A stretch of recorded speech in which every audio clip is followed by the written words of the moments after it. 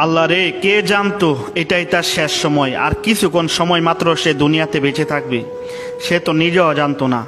কত আনন্দ, কত ফুর্তি করে দেখেন পানিতে নামতেছে, অথচ তার এটাই শেষ নামা। এই পানি তার জীবন কায়রা নিব, এটা সে নিজেও কল্পনা করতে পারতেছিল না।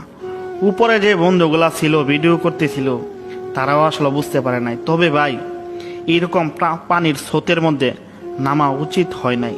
ছেলেটা দেখেন কত হাসি খুশি ছিল, কত হাসি উজ্জ্বল ছিল, কিন্তু এই পানি তার এত সুন্দর একটা জগজগা ছেলের প্রাণটা নিয়ে গেছে। ভাইরে, এসব বন্যার পানি বর্তমান যেখানে আসছে জোয়ার, এই ধরনের এক কাজ করবেন না। কখন কোন জায়গায় কি হয় বলা যায় না। দেখেন এই ছেলেটা নিমিশেই কি হইয়া যা।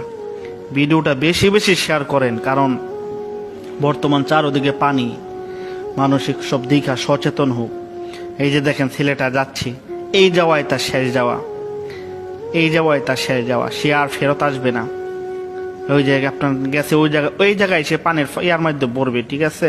সে কিন্তু আর আগাইতে পারতেছে না, কিন্তু যে ভিডিও করতেছি সে কিন্তু আসলে বুঝতেছে না যে সে আর আগাইতে পারতেছে না। সে কিন্তু প্রচন্ড চেষ্টা করতেছি, কিন্তু ওই যে সে কিন্তু প্রচন্ড চেষ্টা করতেছে, কিন্তু সে আর আগাইতে পারতেছে না। যে ভিডিও করতেছে সে জুম করতেছে, আবার করতেছে, মানে সেও বুঝতে পারতেছে না যে সে যে আর আগাইতে পারতেছে না। কিন্তু পানির যে একটা পাক, এটা কিন্তু দূর থেকে কিছুটা বোঝা যাচ্ছে ভিডিওতে, যে পানির এই জায়গায় একটা পাক ছিল, ঠিক আছে। দেখেন ছেলেটা কিন্তু খুব চেষ্টা করতেছিল আসার জন্য, কিন্তু সে আর এই জায়গা থেকে আসতে পারে নাই ভাই।